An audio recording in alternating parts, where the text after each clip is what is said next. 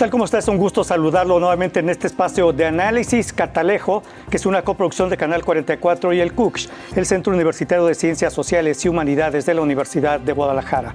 Catalejo es una mirada profunda hacia horizontes cercanos, con temas bajo análisis y perspectiva de especialistas y académicos del CUCH, este centro universitario del que ya le mencioné. En la emisión de hoy hablaremos sobre un tema muy académico, dice nuestro productor, pero el tema es importante porque vamos a hablar de los mitos filosóficos en la antigüedad y daremos también un paso hacia la modernidad. Para ello hemos hablado y hemos invitado con el maestro José Alejandro Fuerte. Él es jefe del Departamento de Filosofía del CUCH. Maestro, bienvenido, gracias por estar con nosotros. Muchas gracias por la invitación. Muchas gracias. Y el doctor Pietro Montanari, él es profesor investigador del Departamento de Filosofía del CUCH. Doctor, bienvenido, gracias por estar con nosotros. Gracias a ustedes por la invitación. Y también está con nosotros el doctor Jorge Antonio Bárcena Reynoso. Él es profesor investigador de la Escuela de Humanidades y Educación del TEC de Monterrey, Campus Querétaro, pero está haciendo una estancia postdoctoral en la Maestría de Estudios Filosóficos del CUCH. Doctor, bienvenido, gracias por estar con nosotros en esta emisión. Encantado, muchas gracias por la invitación. Bueno, el tema, como ya lo saben ustedes, ya lo platicamos, es de los mitos filosóficos en la antigüedad. Inicio con una pregunta: ¿qué se consideraba o cómo se consideraba un mito? ¿Qué era un mito en la antigüedad? Básicamente, ¿cómo lo consideraban y cómo surgen estos mitos y cómo comenzó estos mitos a relacionarse con la filosofía? Maestro. Bien, desde mi punto de vista, podríamos decir que los mitos son anteriores a la filosofía, que entre los griegos hay fuentes como Homero y Hesíodo, donde, digamos, de alguna manera se narra el origen pues de esta cultura, y de alguna manera están los dioses, ¿sí? El asunto es que Tales de Mileto, a quien se considera el primer filósofo, él tuvo muchos viajes y pudo como comparar los sistemas de creencias que había, por ejemplo, en Egipto. Y él se dio cuenta de que las creencias eran muy diferentes, que los mitos que explicaban la realidad eran muy distintos, y que si, si un egipcio fuese a Grecia, pues vería como absurdo lo que creían los griegos, pero viceversa. O sea, a él le parecía absurdo que adoraran a un buey, el buey Apis. Uh-huh. Entonces, Tales de Mileto procuró formular una pregunta de orden racional que dijera, bueno, realmente, ¿qué significa esto? Esto se refiere a la naturaleza. ¿Por qué se dan los fenómenos naturales? Y su enfoque, digámoslo así, se centra en buscar una explicación racional que no haga alusión a los mitos, que no haga alusión a los dioses, sino que el hombre, digámoslo así, enfrentado con la realidad, busca una explicación. Por ejemplo, Tales de Mileto decía que el agua era el principio de los seres. Entonces, él decía el por qué. Porque de alguna manera los seres se reproducen y las simientes necesitan de la humedad. De este modo se empiezan a formular como las primeras hipótesis de orden racional para explicar el origen del cosmos. Entonces, la filosofía nace en Grecia porque precisamente se separa del mito. Hay que entender que en los otros pueblos antiguos también había mitos, y habrá quienes incluso digan que en Oriente también había filosofía, pero lo que va a destacar en el ámbito de Grecia, pues va a ser esa explicación de orden racional. Uh-huh. ¿Sí?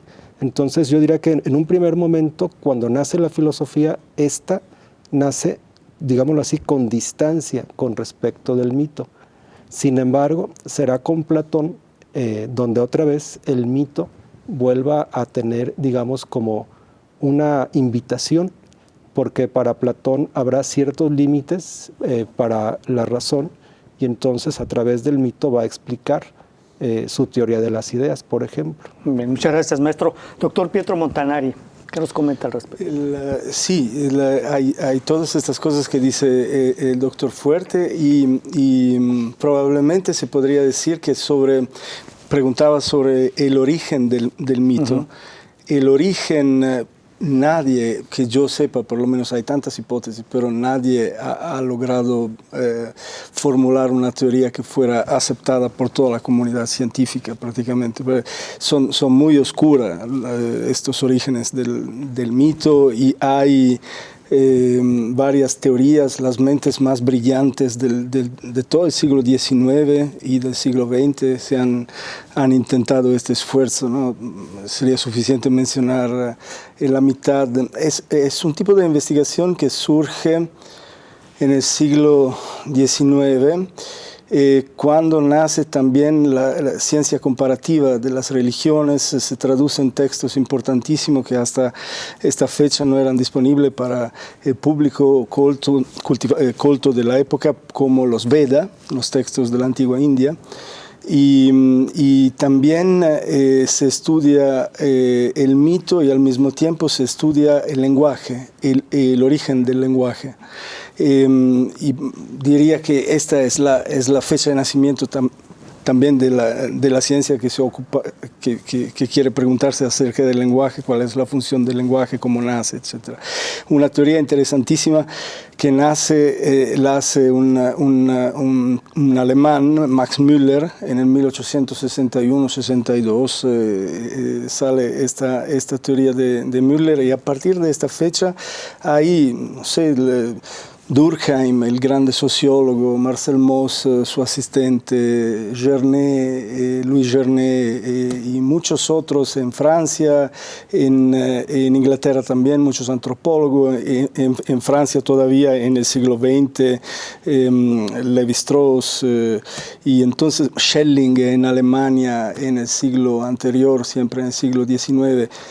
Las mentes más brillantes tratan de entender cómo nace, qué es un mito, cuál es su origen, pero las teorías son muchas y se distinguen, a mi manera de ver, algunas características comunes, que los mitos no tienen un autor, antes que nada, son los siglos que lo generan, se miden en eones, épocas prácticamente, son el producto de una colectividad, puede ser una tribu, una estirpe, o puede ser una nación, un pueblo.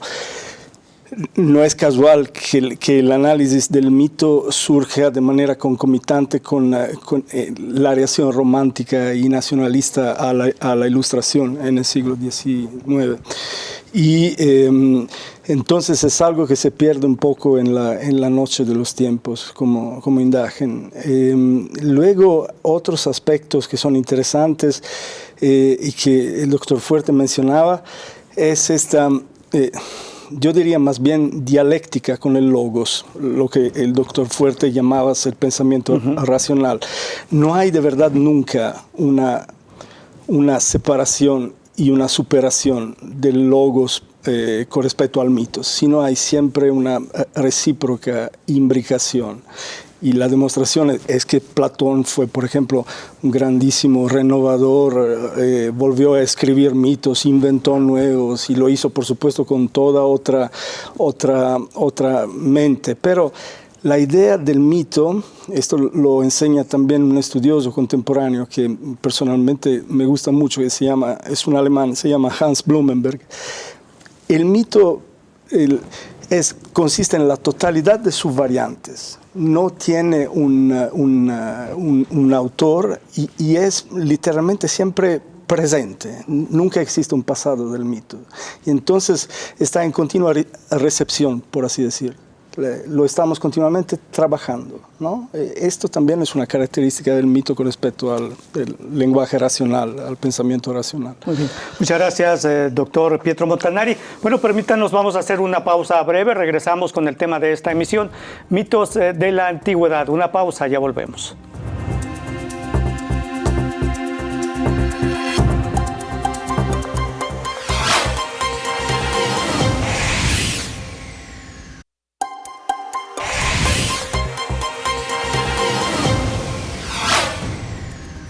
Continuamos en este programa de análisis y bueno, con académicos y especialistas del CUCH.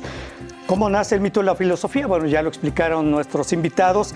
Y una pregunta que es importante, ¿cómo se da este paso, esta transición del mito a logos? Y damos la palabra al doctor Jorge Antonio Bárcena. Doctor, adelante. ¿Cómo Gracias. se da este paso precisamente del mito a logos, siguiendo con lo que ya mencionaba el maestro Alejandro Fuerte, el doctor Pietro Montanari? Antes de responder esa pregunta, me gustaría hacer una aportación muy breve sobre sí. la pregunta anterior. Los mitos son relatos. Y la palabra mitología tiene dos significados. O es un conjunto de relatos o es el estudio de ese grupo de relatos. Pero estos relatos no son relatos de la vida cotidiana que involucren a personajes comunes y corrientes, sino que tienen una relación con la religión. Son relatos que producen una imagen de mundo, son relatos que refuerzan una tradición y que presentan un tipo de verdad que no se plantea como lo más importante que hacer con ella no es la demostración de esa verdad, es una verdad que lo que produce es una memoria. Y lo importante de estos mitos no es tanto lo que cuentan, sino cómo se cuentan muchas veces, porque los mitos se rehicieron. No era tan relevante decir este mito tiene un solo origen, sino era mucho más importante porque se asignaban a ciertos personajes especiales para que cantaran, para que evocaran estos relatos. Los rapsodas, por ejemplo, los aedos, que tienen funciones diferentes, ¿no?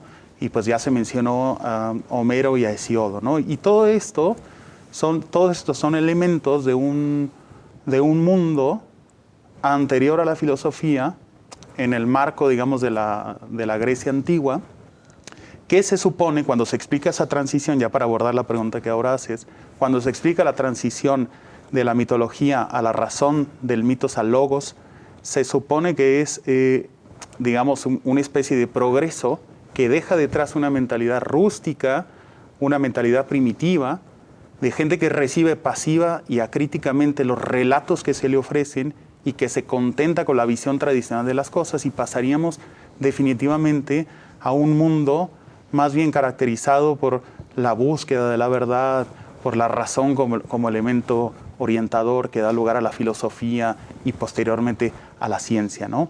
Y lo que me gustaría decir de eso, que es un poco también lo que ya decía Pietro hace un momento, es que no es una relación tan simple, no es una transición tan simple, siempre hay una relación. Platón es el ejemplo más claro. Platón es un gran creador de mitos, pero los mitos de Platón no son poéticos, son filosóficos. Y por eso Platón entiende muy bien que los mitos en su tiempo tienen una autoridad, que estas narraciones tienen una autoridad y que tienen un lugar muy importante, ¿sí? Y lo que había que hacer es apropiarse de este instrumento y rehacerlo con otro tipo de fines, con fines filosóficos, con fines políticos, con fines morales, con fines inclusive que podríamos llamar psicológicos, ¿no? Entonces, sí, esta transición del mito al logos pasa por la crítica de los filósofos, desde los filósofos presocráticos, lo vemos en Heráclito, que en uno de sus fragmentos pide que se eche a Homero, ¿no? Por ejemplo, no tiene ningún respeto especial por Homero, que eso es bastante extraño como actitud. A Hesíodo lo llama maestro de las masas, un poco maestro de los que no piensan. Esa es la imagen que se empieza a crear acerca de estos, digamos, mitólogos, ¿no? Creadores de relatos que se los trataba con tanta benevolencia, ¿no? Los filósofos, antes está Genófanes, por ejemplo, que va a apuntar a uno de los elementos débiles que tendrán que ver con la credibilidad de los mitos, que es un elemento que está fuera de lugar, pero que la filosofía va a introducir porque está cuestionando los mitos. ¿Por qué en estos mitos son los personajes principales o los que tienen más relevancia son deidades? Porque eso es otra cosa. Los mitos están basados en la revelación, están basados en la figura de la musa y del poeta inspirado, con una inspiración divina, no creativa, ¿no? ¿Y qué pasa? Que Genófanes lo que empieza a cuestionar es el carácter antropomórfico de estos dioses. Porque estos dioses sospechosamente se parecen a los seres humanos, y por qué Hesíodo y Homero atribuyen a los dioses los peores rasgos y características de los seres humanos. Muy bien, muy interesante. Bueno, y además de esto, no se quieran seguir aportando de lo que ya menciona el doctor Jorge Antonio Bárcena, pero también yo le preguntaría, y en este contexto, ¿cuál es la función precisamente de los mitos en esta evolución del pensamiento, maestro?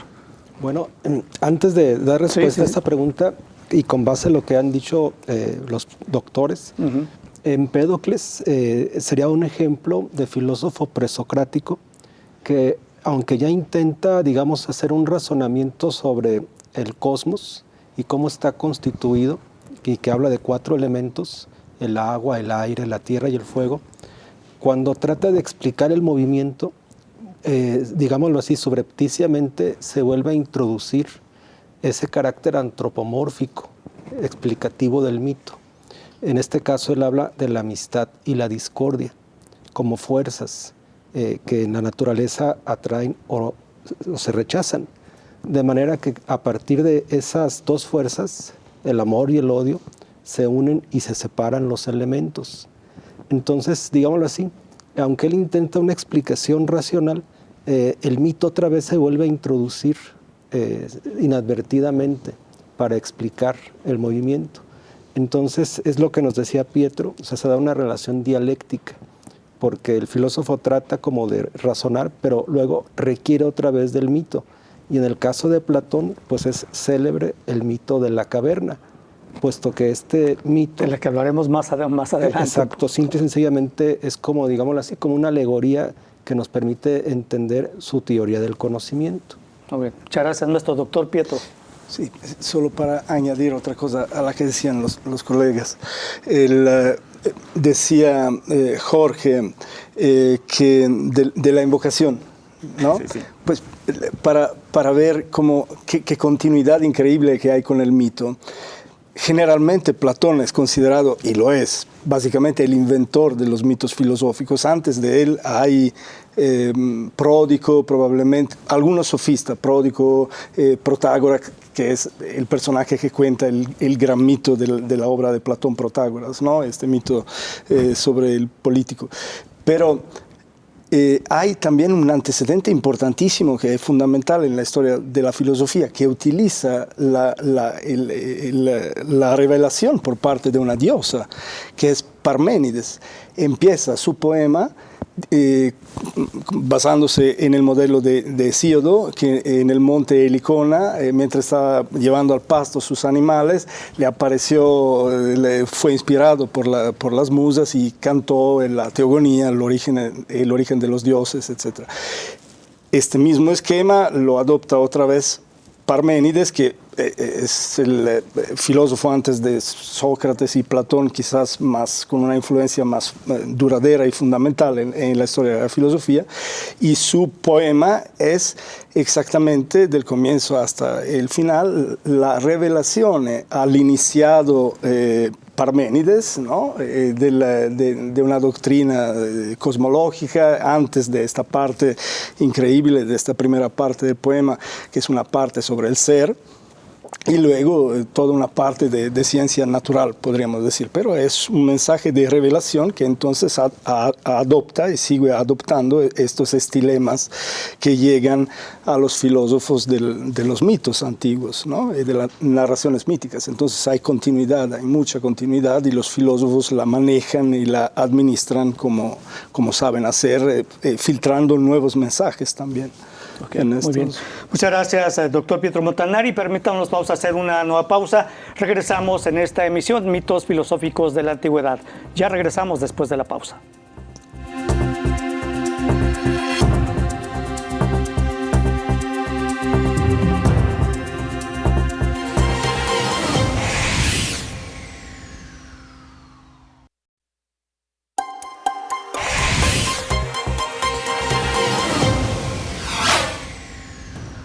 Bueno, continuamos en esta emisión con académicos especialistas del CUSH, del Centro Universitario de Ciencias Sociales y Humanidades.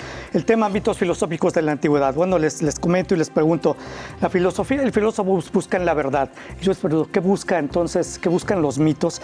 Porque incluso dentro de este esquema que estoy planteando hay distintas formas de apropiación de la realidad.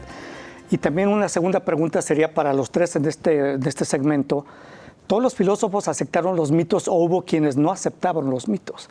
Iniciamos con usted, doctor Jorge Antonio. Claro que sí, con mucho gusto. Bárcena. Sí, me parece que no.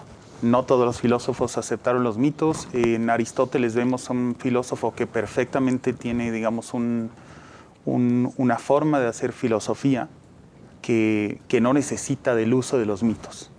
En Aristóteles el mito aparece como parte de las cuestiones que le interesa analizar, como le interesa analizar los géneros literarios en su texto sobre retórica, por ejemplo, pero Aristóteles no es una persona que vaya a hacer un uso filosófico de los mitos para introducir un problema o una reflexión que a él le parezca elemental porque persigue, o más bien porque tiene otro modelo de contemplación teórico, de razonamiento, ¿verdad? Luego, hay algo que es muy interesante ahora que preguntas sobre... la apropiación. Así es. Y bueno, yo diría que hay un elemento anterior que es muy importante aclarar, ¿no? En Platón, la palabra mito parece que es muy claro que Platón entiende que los mitos no son verdaderos, que son falsos. O sea, en Platón empieza a tener sentido esta manera coloquial que tenemos de decir, esto es un mito, eso es una fábula, eso no es verdad, eso es mentira, ¿no? Esta suerte como de dicotomía verdadero, falso, antes de Platón no es tan claro que eso sea lo relevante o que eso sea lo primero que salte a la vista cuando se habla de los mitos. Hace un momento Pietro ponía un ejemplo de uno de los sofistas de Pródico de Ceos, y en el libro de Jenofonte, del discípulo de Sócrates, en las Memorias de Sócrates, aparece una apropiación muy interesante de la mitología con otro tipo de fines, porque los sofistas son filósofos, pero digamos con su propio estilo o en su propio derecho son un tipo de filósofos, y prácticamente lo que hace Pródico es rehacer la figura de Hércules, de Heracles, lo convierte en una suerte de héroe moral, y no solamente en un guerrero que pelea batallas físicamente, sino una suerte de héroe moral que elige seguir el camino de la virtud en lugar del camino del vicio, ¿no? Ahí hay un uso del mito pues con otros fines, ¿no? Muy bien, muchas gracias, doctor. Maestro Alejandro Fuerte, ¿qué rechazaban los filósofos precisamente de los mitos y por qué muchos se oponían de ellos? De hecho, Aristóteles era un acérrimo crítico de los mitos, ¿no? Sí, bueno, en Aristóteles vale la pena hacer una cita cuando Aristóteles dice que las proposiciones son el lugar de lo verdadero o de lo falso. Es decir, enunciados que podemos verificar, ya sea en un plano lógico o en un plano empírico. Pero los mitos, en ese sentido, digamos, no cumplen estas condiciones. Entonces, yo me atrevería a decir que los mitos están más allá de lo verdadero y de lo falso. No diría que son falsos, o sea, simplemente diría que son narraciones, que son relatos, que son tentativas de explicación de la realidad en su conjunto, pero que en sentido estricto para Aristóteles, él no los tomaría como que fuesen verdaderos o como que fuesen falsos, porque esas proposiciones sobre los dioses simple y sencillamente no se pueden verificar. Entonces, yo diría que en Aristóteles simplemente hay como una distancia con respecto de los mitos, y simplemente Aristóteles procura un método lógico, o sea, que simplemente lo que estamos diciendo se pueda demostrar, que nuestros enunciados sean verdaderos y que nuestras conclusiones deriven de sus premisas. Muy bien, muchas gracias, maestro. Doctor Pietro Montanari. Sí, yo creo que antes de Platón hay varios autores que, bueno, la palabra mitos, por ejemplo, en Píndaro, en el poeta, y en el historiador Heródoto, recurre unas pocas veces, pero las pocas veces que hay ahí, esta palabra es asociada a algo negativo, a algo que es falso. Entonces, algo que luego Tucídides, con su método histórico más científico, etcétera, es un gran destructor de los mensajes orales, de lo que se hereda oralmente, tramanda oralmente, ¿no? A él no le gustan todas estas cosas y quiere basarse más sobre un análisis serio de los hechos. Y Platón, al revés, como decíamos, vuelve al mito y lo usa con varias funciones. A lo mejor no cree que el mito sea verdadero. Algunos mitos sí, dice que son verdaderos y que hay que creerlos. Otros dice que son verosímiles, no sé cómo se puede decir, ¿no? Sí. Entonces, ¿qué son? Creíbles. Son creíbles. Es el discurso mejor que se puede hacer en un argumento muy difícil, sobre todo de ciencia natural, que toca con las cuestiones últimas. Entonces, ahí él dice, es verosímil, es creíble, y es la cosa mejor de la cual disponemos. Entonces, esta es otra función que tiene el mito. Luego hay una función que es de carácter psicagógico. Es decir, se trata de elevar las almas de las personas que lo escuchan, llevarlas en una cierta dirección. No es tan importante lo que tú dices, cómo lo dices, ¿no? Entonces, evocando toda una serie de cosas que pueden incentivar el alma, la mente, entonces, de quien escucha, a progresar hacia un camino de liberación, fundamentalmente, porque la filosofía platónica es una filosofía que quiere liberar el individuo y la ciudad. Entonces yo identificaría estas 3 o 4 cosas. Un discurso que puede ser verdadero, un discurso que puede ser verosímil, científicamente verosímil, aproximado, y un discurso que puede ser paranético, de inducción, ¿no? de persuasión. Y se me ocurre, perdón, doctor, con base a eso que dicen que un mito puede surgir de una realidad, es decir, que hubiera sido real, pero al paso del tiempo o al contarlo de boca en boca, pues se le van agregando elementos que llega un momento en que lo pueden hacer verosímil o que llegue incluso a considerarse falso, ¿no? Sí, sin duda. Y a propósito de eso quería decir algo sobre, sobre lo que dice Pietro, sobre el uso del mito en Platón. Porque no olvidemos que Platón, en la República de Platón, se están planteando, digamos, toda una reflexión sobre una sociedad mejor en la que no tendrían lugar los poetas. Es decir, no tendrían lugar, no los que componen versos, como actualmente se dice de cualquier poeta, sino los creadores de mitos. Pero lo interesante es que no es porque sean deshonestos, no es porque digan mitos que sean mentiras, y ahí hay que buscar la verdad en su lugar, porque es en ese mismo diálogo, en uno de los libros de ese mismo diálogo, que se habla de la importancia de reconfigurar la sociedad a partir de un mito que es llamado una mentira noble. Uh-huh. Es una suerte de, es decir, lo malo no es la mentira, lo malo es que la mentira es inútil, o la mentira empobrece las mentes de los seres humanos. Pero si nosotros podemos usar un mito que en principio no es verdad, pero que tiene una intención noble, entonces no hay ninguna inquietud por hacerlo, ¿no? Tomando en cuenta lo que mencionó el doctor, eso que señala lo podemos considerar como la llamada posverdad en la época actual. No estoy seguro de eso, pero me parece interesante la pregunta. Sí. Bueno, yo diría que el mito de la caverna nos ayudaría a entender el fenómeno de la posverdad. Muy bien, pues permítanos, vamos a hacer una pausa breve y regresamos ya para hablar de algunos 2 o 3 mitos que aquí nos explicarán los especialistas a los que hemos invitado. Vamos a hacer una pausa breve, regresamos. Esto es Catalejo, una coproducción de Canal 44 y el CUSH. Ya volvemos.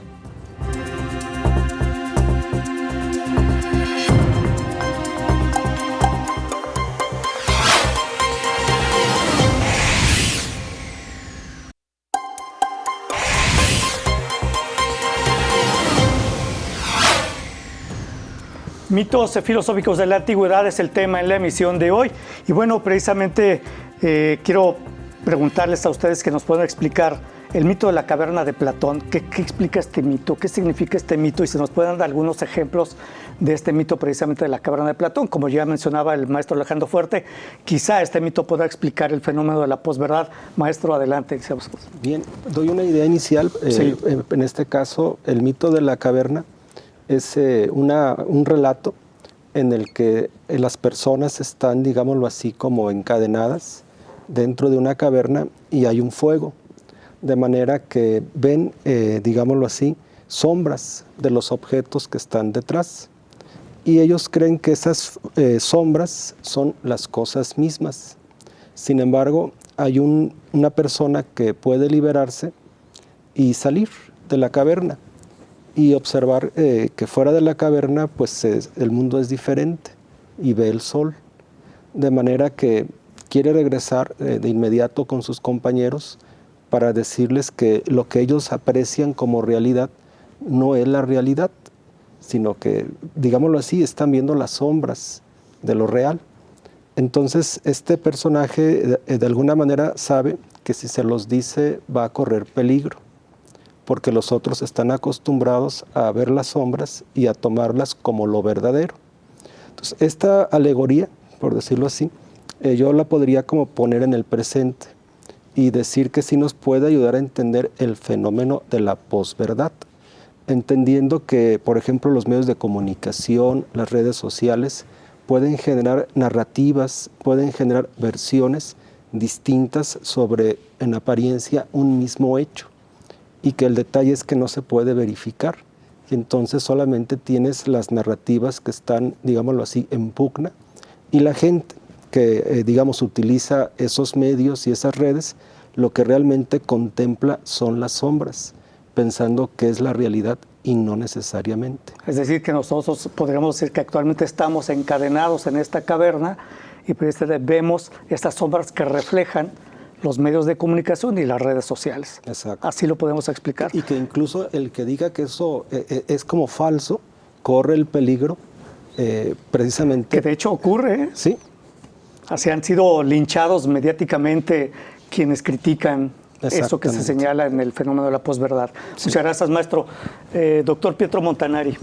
Sí, quería retomar sobre el mito de la caverna, entonces. Sí, el mito de la caverna es un mito, más que un mito, porque los mitos platónicos tienen esta característica muchas veces. Pienso, por ejemplo, los menciono brevemente, al mito del político, al mito del Fedro y al mito de Er en el libro 10 de la República. Son mitos enormes, enormes, que sobreabundan de indicaciones, evocaciones, escenarios. Hay tantas cosas. Los mitos platónicos no aclaran, confunden las ideas, si uno quiere decir. Estos son mitos tan llenos de cosas que de verdad es muy difícil salir vivos de ahí si uno busca un mensaje racional. Al revés, la alegoría de la caverna, decía justamente el doctor Fuerte, la alegoría de la caverna es más que un mito, es una alegoría, es decir, todo se explica muy claramente. Existen varios niveles de realidad y a cada uno de estos niveles de realidad, a esta jerarquía ontológica, corresponde una jerarquía epistémica. Así ustedes tienen una ciencia muy burda, que es el nivel de las opiniones más confundidas, que son consideradas como los reflejos, las sombras, cosas de este tipo. Y luego un nivel un poquito más adecuado, que es el nivel de las doxa y de las opiniones comunes, ¿no? En el debate común. Luego un nivel un poquito más mucho más alto, porque la fractura entre el mundo sensible y el mundo inteligible ocurre ahí, que son las ideas matemáticas, y luego finalmente, esto ya saliendo de la caverna, y luego finalmente la contemplación mediante la dialéctica, este método dialéctico que no es muy claro de qué se trate, de las ideas supremas, ¿no? Y finalmente incluso de la idea de las ideas, que es la idea del bien. Entonces, el mito explica esto y lo explica, no hay ningún tipo de elemento, sí hay algunas cosas como de narrativa, ¿no? Como que son importantísimas. El que se libera sufre mucho para salir, porque sus ojos se tienen que acostumbrar a la luz y luego sufre mucho porque tiene que bajar otra vez. Hay tantos elementos complicados, pero generalmente todo esto se puede explicar bien. Pero esta suerte no la tenemos con la mayoría de los mitos platónicos grandes como los otros que les mencioné. Allá es de verdad una foresta de símbolos muchas veces. Muy bien. Muchas gracias, doctor. Doctor Jorge Antonio Bárcena. Sí, coincido plenamente con lo que se ha dicho. En mi lectura de la alegoría de la caverna, lo que se presenta es una interpretación muy creativa sobre la condición de los seres humanos. A mí lo que me llama la atención, un poco para intentar aportar algo diferente de lo que ya se dijo, lo que me llama la atención es que aparece en un texto en el que lo fundamental es la política. Sí, en el de la República, ¿no? Y está hablando de la condición en la que viven la mayoría de los seres humanos. No tienen acceso a la verdad, al conocimiento que necesita de una comprobación, no tienen ni siquiera un entrenamiento, ven más o menos sombras, se dejan engañar, se dejan orientar irreflexivamente, ¿no? Y yo no puedo evitar conectarlo o relacionarlo con el mito de los metales, que es el que había insinuado hace rato cuando hablaba de esta noción de mentira noble. Porque el mito de los metales lo que se está planteando es que para construir una nueva sociedad, que se acaben los males de los seres humanos y las injusticias, tendría que haber una estratificación social, pero habrá quienes tengan que adoptar la posición de gobernantes. La figura del rey filósofo y la reina filósofa es una figura donde se reúne el poder y el saber, que es uno de los elementos más débiles de la democracia que le toca vivir a Platón, que está divorciado el saber del poder. Pero no todo el mundo le toca gobernar, hay quienes les tocaría ser soldados y a quienes les tocaría ser comerciantes, ¿no? Más o menos en general es una palabra muy genérica. Entonces es muy difícil aceptar una condición de subordinación que es mucho menos noble que la de gobernar o que la de ser el sabio gobernante. Por eso había que engañarlos, ¿no? Por eso había que decirles a través de un relato que el artífice de la naturaleza, que esto es como apelar a la autoridad de las musas. No lo digo yo, no es que yo te asigne tu esencia, sino que el artífice de la naturaleza, mientras permanecías debajo de la tierra, confeccionó una suerte de color en tu alma. Entonces, mediante la educación se revelará cuál es tu color y veremos si estás destinado a ser un gobernante, un sabio, o un soldado, o un comerciante, ¿no? Sí, muy bien. Y bueno, yo nada más una apreciación personal, y no sé si coincidan, precisamente el hecho de que este mito de la caverna de Platón aparezca en el libro séptimo de la República, pues hace pensar, y como mencionas, lo toca en un libro que tiene que ver con temas de política. Y me parece que la caverna de Platón enfoca precisamente con el mundo de la política, y si lo adaptamos a la actualidad, pues cabe perfectamente esta alegoría de la caverna de Platón en el mundo de la política actual, ¿no? Maestro. Pues es como alegoría, claro que sí. Sí. Como señalaba, simplemente yo le daría ese uso alegórico en el que los políticos pueden utilizar los medios y entonces mostrarnos sombras de la realidad y no a la realidad misma. Y quien la intente mostrar tal y como es, su vida puede correr peligro. ¿Coincide, doctor Pietro Montanari?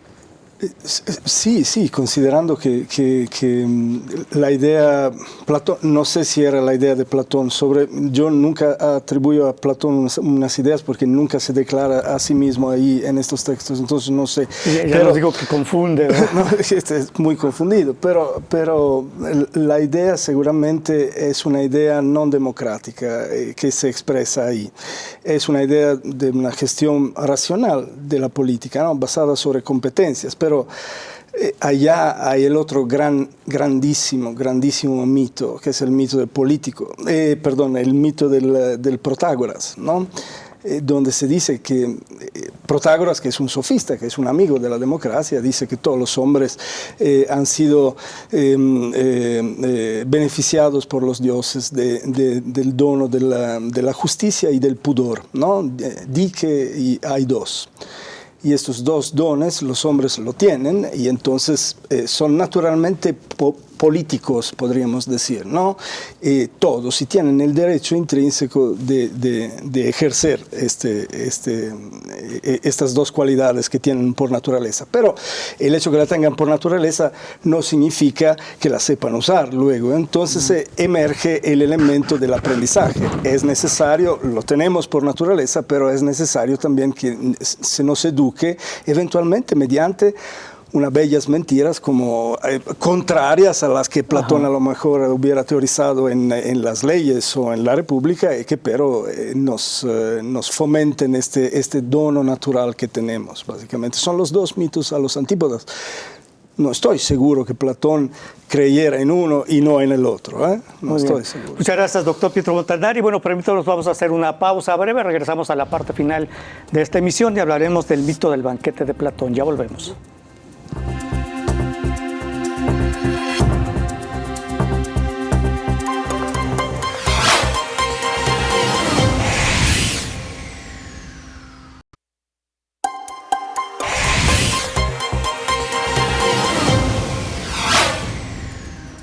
Bueno, continuamos y nos quedan 11 minutos en esta emisión y rápidamente yo quisiera que nos hablaran de algunos mitos. El mito del banquete de Platón, ¿qué significa?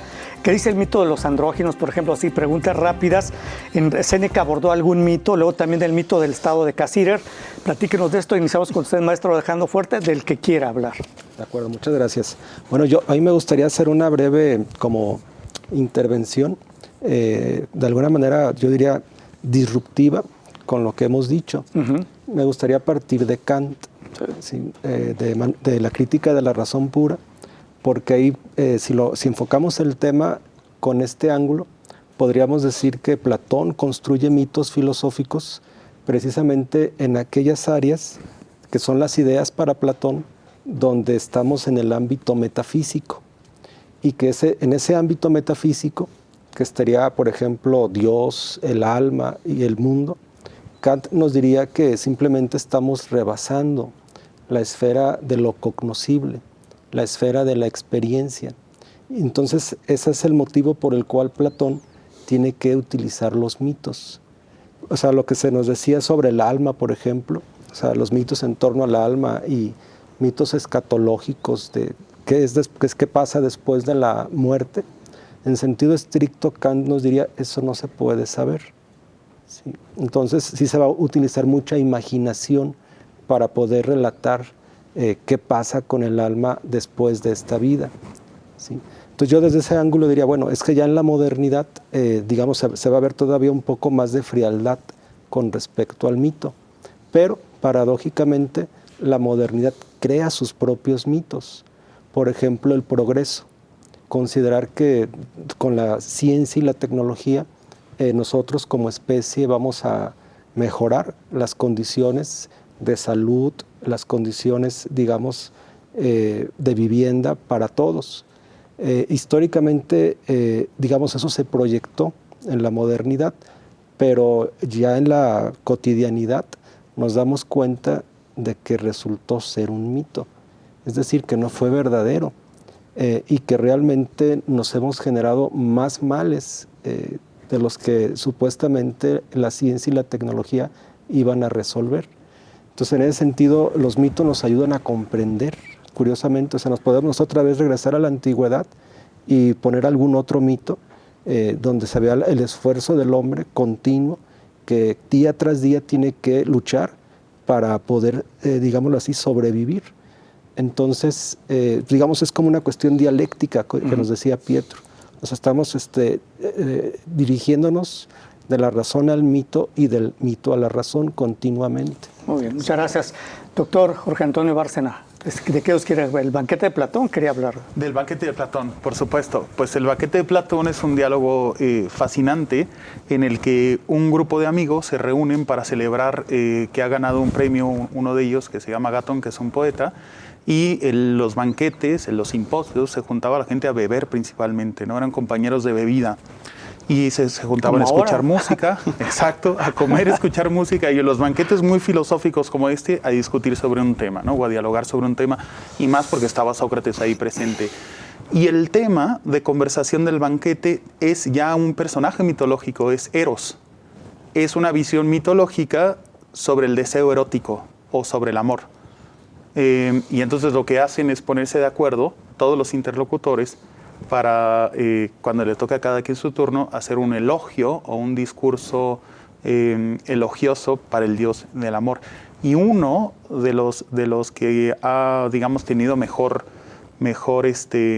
suerte, que ha corrido con mejor suerte porque ha pasado a la sabiduría popular, y tiene que ver mucho con, yo creo que con el uso actual de los mitos, porque esto se retrotrae hasta un mito, es aquel que pronuncia el comediógrafo Aristófanes, el que escribió en contra de Sócrates, pero también elogiando a Sócrates, Las nubes, ¿no? Y Aristófanes dice que hay una época en la que los seres humanos carecen digamos, de ese elemento erótico. No tenemos eros, no tenemos deseo erótico, porque somos seres íntegros, estamos completos. Somos redondos, tenemos 2 cabezas, tenemos 4 brazos, tenemos 4 piernas, estamos felices y completos y redondos, dando vueltas todo el día, dichosos, y queremos rivalizar con los dioses, y Zeus nos corta por la mitad, como si fuera un cuchillo pasando por mantequilla, pero después no recuerdo si es Hermes o Apolo que le recomienda, oye, pero estas pobres criaturas están todo el día arrastrándose y cuando encuentran la otra mitad intentan pegarse y se mueren de hambre, o sea, ¿esto de qué sirve, no? Bueno, pues entonces repáralos, ¿sí? Y cuando los reparan, rehacen a los seres humanos, los sanan, ahí nace el deseo. Y es un poco la búsqueda de la otra mitad, la famosa búsqueda de la otra naranja. Y nos convertimos, bueno, esto ya tendrá que ver más con la lectura de Nietzsche, en animales de sacrificio según ese mito. Animales que dedican fundamentalmente su vida al Dios del amor, a buscar la otra mitad, a estar inspirados por ese deseo erótico, ¿no? ¿Tiene alguna relación con el mito de los andróginos, por ejemplo? Ah, sí, por supuesto, porque en el mito, en el relato de Aristófanes se dice que cuando éramos seres íntegros éramos de 3 formas. Había seres, me parece que lunares, solares y terrestres. Exacto. Entonces había seres íntegros que eran 2 partes de mujer, otros que eran 2 partes de hombre, y el andrógino que era parte hombre, parte mujer. Justamente, y entonces uno tiene que ver con lo que llamaríamos hoy en día homosexualidad, Exacto. otro tendría que ver con lesbianismo y otro tendría que ver con heterosexualidad, para poner esas categorías tan un poco burdas, ¿no? Muy bien, muchas gracias. Doctor Pietro Montanari, el tema que usted quiera, aquel mito de Cassirer, mito de estado de Cassirer, sí, o aportar de algo de lo que ya dijeron. Adelante. Es todo muy, muy interesante. Alejandro, el doctor Fuerte, me hizo pensar no lo había pensado nunca en estos términos, efectivamente. Es muy interesante pensar que como Kant hubiera interpretado, ¿no?, este recurso al mito cuando se trata exactamente de hablar de cosas sobre las cuales no podemos conocer, ¿no? Pero sin embargo sobre las cuales ni siquiera podemos callar, porque son las cosas que más profundamente nos interesan. Entonces, quizás la única cosa que quisiera añadir como comentario un poco, ¿no? Como ven, estos mitos intentan dar explicaciones, ¿no? Por ejemplo, el mito de los andróginos es un mito muy, muy brillante, ¿no?, para explicar un poco el deseo y el origen del deseo, ¿no? Y también quizás esta cosa que los dioses nos necesitan a nosotros, porque si no se mueren, si nadie lo piensa en ellos, sacrifica, ¿no?, en los altares. Entonces también esta forma de do-des, ¿no? Pero entonces se trata de explicaciones, y se trata de explicaciones que desde un punto de vista racional a lo mejor no podemos dar, ¿no? Después de la grande crítica de la metafísica que hace Kant, que también una refundación de la metafísica bajo otros puntos de vista. Pero queda este hecho de la explicación, y este hecho de la explicación del mito es lo que todavía, a mi manera de ver, hace del mito una categoría no irracional, sino de explicación del mundo, sui generis, a su manera, con sus reglas. Y una explicación que quizás nosotros advertimos que es algo arbitrario, finalmente, como piensa Hans Blumenberg, que mencionaba antes. Quizás el mito ha sido nuestra más antigua reacción ante una desesperación fundamental en nuestra existencia, cuando somos enfrentados con esta realidad que de alguna manera se muestra totalmente indiferente a nuestros llantos, a nuestra desesperación, a nuestras alegrías también, a nuestra existencia en general. Y entonces el mito es una primera neutralización de estas cosas terribles que bajo cierto punto de vista es la existencia humana. Y esto es, podría ser un comentario más que desarrolla estas consideraciones muy interesantes que hace Alejandro. Muy bien. Pues muchas gracias, doctor Pietro Montanari. Bueno, pues llegamos al final, se nos terminó el tiempo, pero muy interesante todo este tema de los mitos filosóficos de la antigüedad, que pues hay muchísimos y todos son interesantes, y si los logramos adaptar a la actualidad, pues también podremos sacarle un mayor provecho a cada uno de estos mitos. Les agradezco, maestro José Alejandro Fuerte, muchas gracias por haber estado con nosotros. Muchas gracias. Doctor Pietro Montanari, Gracias. muchas gracias. Y doctor Jorge Antonio Bárcena Reynoso, también muchas gracias por haber estado con nosotros. Gracias. Muchas gracias. Pero sobre todo, muchas gracias a usted. Nos vemos en la siguiente emisión. Hasta luego, muchísimas gracias.